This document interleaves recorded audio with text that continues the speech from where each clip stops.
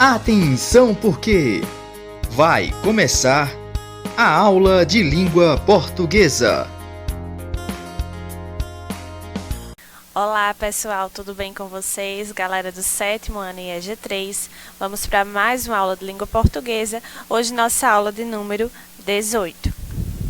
Vamos iniciar fazendo a correção da nossa última aula, onde tinha aí um poema para vocês fazerem a leitura e resolver as questões.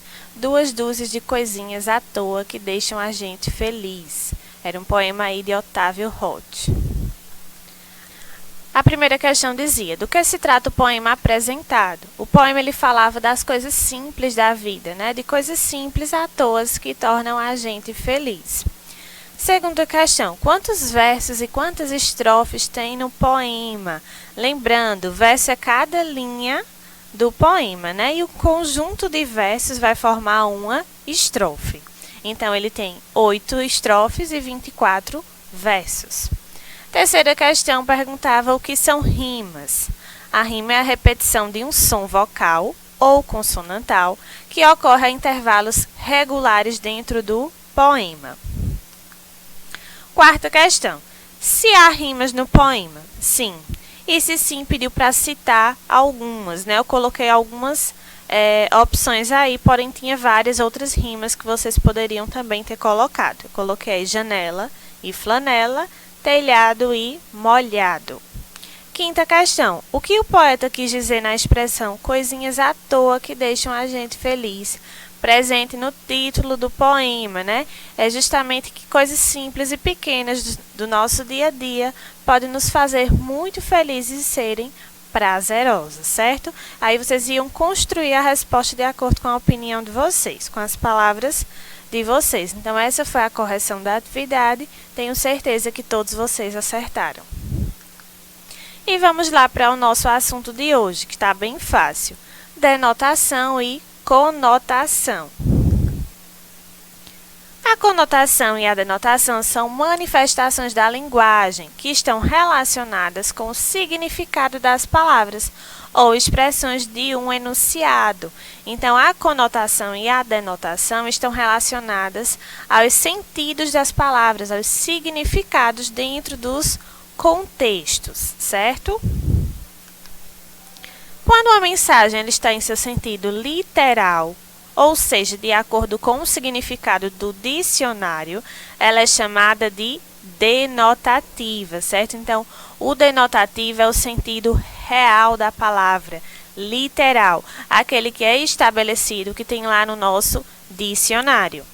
Por outro lado, se uma mensagem ela possui um sentido mais subjetivo e figurado, né, um sentido criado, eu posso dizer que ela é conotativa, certo? Então, uma mesma palavra, de acordo com o contexto, ela pode ter sentidos, significados diferentes, apresentando ou denotativo ou sentido conotativo. O que é denotação? A denotação é o uso do sentido literal ou real da linguagem em uma declaração. Quando utilizada, ela não proporciona espaço para outras interpretações, sendo, portanto, objetiva e precisa, né? Como falei, vai apresentar o seu sentido original, não dando oportunidade para outras interpretações. Por esse motivo, a denotação ela compreende o sentido dos dicionários. Eu costumo dizer para meus alunos, quando se tem a palavra denotação, lembrem do D de dicionário. Então, só é se remeter ao dicionário e o sentido que é estabelecido nele. Ou seja, o sentido próprio, original e direto das palavras. Assim, a intenção de uma enunciação denotativa é emitir a mensagem ao receptor, de modo que ela não seja interpretada ou decifrada de outra maneira, e sim no seu sentido real. Então, eu tenho aí exemplos de texto, certo? Que vão usar a denotação, né? Que vão usar suas palavras realmente no sentido real, denotativo. Com o intuito de não abrir margem para outras interpretações, muitos gêneros textuais utilizam a linguagem denotativa, que são exemplos de notícias e reportagens, bulas de remédios, manuais de instruções e textos científicos, certo? Então, esses gêneros que acabei de falar, eles precisam colocar suas palavras no sentido real, certo? Não no sentido figurado. Então, são exemplos de textos que usam as palavras no sentido denotativo. Já a conotação. A conotação é o uso do sentido figurado, metafórico ou subjetivo da linguagem em uma declaração. Quando utilizada, ela proporciona interpretações abstratas, que vão além do sentido real das palavras, ou seja, das definições que aparecem nos dicionários. Por esse motivo, ela recorre ao uso das figuras e vícios de linguagem para a transmissão das mensagens. Dessa maneira, amplia-se o sentido das palavras, dando lugar à análise do que está implícito no texto. Então, as palavras no sentido conotativo, elas vão abrir um leque de interpretações. Muitas vezes, a mesma palavra ela pode ser utilizada com 2, 3 interpretações diferentes. Então, vai depender ali do contexto. Então, são palavras que são utilizadas no sentido figurado, certo? Exemplos de textos aí que utilizam a conotação, certo? Os textos literários, como poemas, crônicas, novelas, certo? Mensagens publicitárias, charges e tirinhas e histórias em quadrinhos, certo? São exemplos de textos que eles vão utilizar, sim, essa linguagem figurada. Ah, professora, é obrigatório, sempre vão utilizar? Não, certo? Mas são textos que utilizam, sim, é possível essa utilização das palavras no sentido figurado, certo? Muitas vezes pegamos uma tirinha onde lá tem uma palavra que causa aquela ambiguidade, aquele duplo sentido, né? Justamente por isso ela foi utilizada no sentido figurado. Então, vai nos remeter a várias interpretações. Então, aí fazendo um apanhado geral, certo? O sentido denotativo é o sentido real, permite uma única interpretação, né? Que é aquela feita através do dicionário. Sentido comum a todos, impessoal, objetivo e vai estar presente em textos informativos e jornalísticos. O sentido conotativo vai ser aquele sentido figurado, onde vai permitir várias interpretações, a depender do contexto. Ele é rico, expressivo, né? Possui mais de um sentido, pessoal, subjetivo, né? Pode trazer aí a questão de sentimentos, e vai estar presente em textos literários, publicitários, como poemas, romances e propagandas. Observe os seguintes exemplos. Vamos ver agora essas questões dentro do contexto. Eu tenho aí duas frases com a mesma palavra, aí nesse caso a palavra cara. A menina está com a cara toda pintada. Aquele cara parece suspeito. Observem aí que eu tenho a mesma palavra, certo? Porém, no primeiro exemplo, cara significou aí rosto, né? A cara toda pintada. A parte, né, que antecede a cabeça, conforme consta realmente nos dicionários, o seu significado. Já no segundo exemplo, aí eu tenho a mesma palavra, né, cara, já com um sentido diferente, com um significado diferente, né? E nesse caso aí está se referindo a uma pessoa, a um sujeito, a um indivíduo, certo? Então, eu tenho aí o sentido denotativo e o sentido conotativo, certo? Apresentando aí várias significações. Outro exemplo com a mesma palavra. Marcos quebrou a cara. Quando a gente fala que alguém quebrou a cara, né? Quer dizer o quê? Né? Em seu sentido literal, impessoal, frio, entendemos que Marcos, por algum acidente, fraturou o rosto. Se fosse falar no sentido literal, ele quebrou a cara. Mas quando a gente fala fulano quebrou a cara, a gente quer dizer que ele não se deu bem, ele tentou realizar alguma coisa e não conseguiu. Então, eu tenho aí já um outro sentido a palavra cara, também aí apresentando o sentido conotativo. Confira a diferença entre o sentido denotativo e conotativo das palavras. Então, eu vou ter aí algumas frases com as mesmas palavras, uma no sentido denotativo, outra no sentido conotativo. O Sol é a estrela central do sistema solar. Tenho aí o Sol no sentido denotativo. Quando eu coloco, por exemplo, no poema, você é o sol da minha vida, eu já tenho aí a palavra sol no sentido figurado, conotativo. Mar. Vou dar um mergulho no mar, sentido denotativo. Minha vida é um mar de tristezas, né? Ele colocou agora o mar com o sentido conotativo. Casa. Ainda não cheguei à casa, sentido denotativo. Esta empresa foi minha casa durante muitos anos. Tenho aí agora o sentido conotativo. Anta. A anta é também chamada de tapir, sentido denotativo. E quando eu falo alguém, por exemplo, sua anta, chamo alguém, né? Sua anta, eu coloquei aí no sentido conotativo. Não foi o sentido literal da palavra. Crânio. Estamos estudando os ossos do crânio, sentido denotativo. Ele é mesmo um crânio. Aí eu tenho aí o sentido conotativo.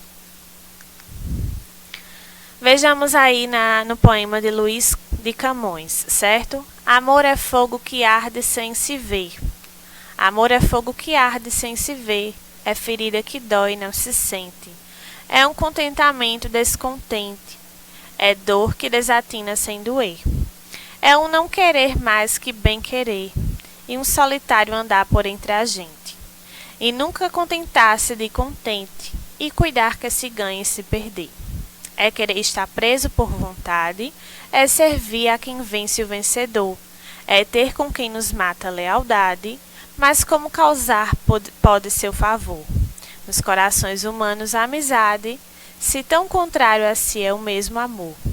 Então, observem aí que a palavra fogo, ela foi utilizada aí, né, nesse contexto com outro sentido, né, com o sentido figurado, com o sentido conotativo, né, que é aquele amor avassalador, né, nesse caso aí a palavra fogo, né, amor é fogo que arde sem se ver, ele quis fazer referência a essa questão. E do outro lado aí eu tenho, né, o significado real da palavra fogo, né? O fogo é resultado de uma reação química em cadeia entre os seguintes elementos: combustível, comburente e energia. Então eu tenho aí o sentido denotativo, aquele em que aparece nos dicionários, o sentido real da palavra fogo. Então, como falei para vocês, temos o significado da palavra fogo no sentido denotativo, literal, né? Sua definição de acordo com o dicionário. Já na poesia, né, o sentido foi utilizado de uma forma figurada, né? De uma forma conotativa. Fogo, nesse caso, revelou o algo intenso consumido por uma paixão avassaladora. Podemos perceber a presença de uma linguagem figurada, revelando sentimentos e emoções. Esse tipo de linguagem é utilizado em textos literários e anúncios publicitários. Vejamos aí nesse caso desse anúncio publicitário. Estamos devorando o planeta. Água, carne, peixe, o mundo já consome mais do que a terra pode oferecer. Então, observem aí o verbo devorar nesse contexto aí, nesse anúncio publicitário.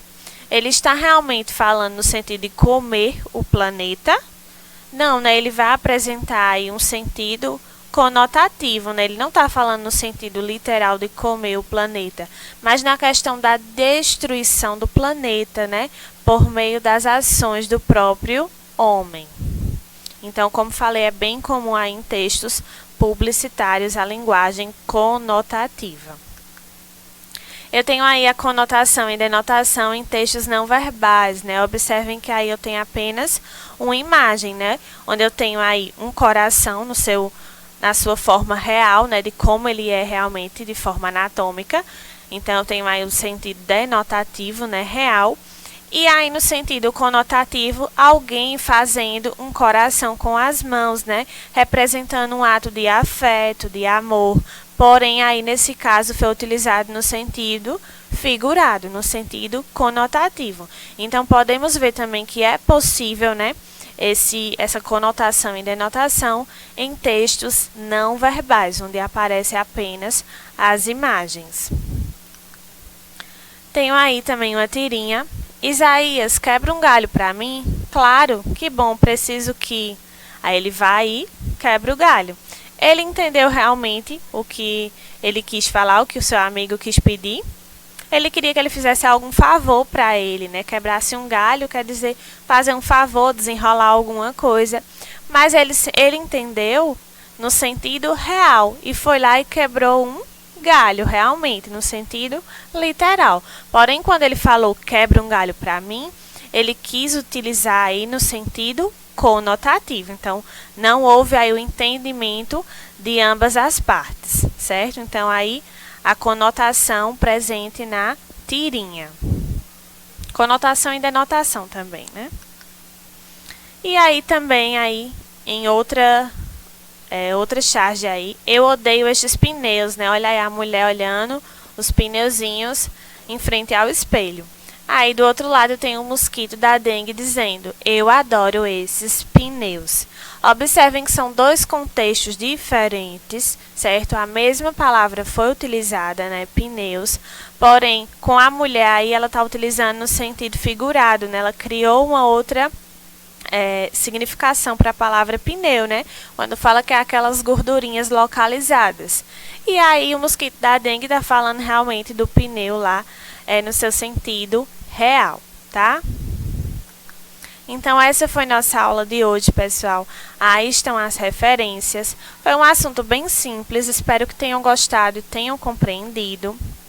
A leitura abre a mente, impulsiona sonhos e alimenta a alma.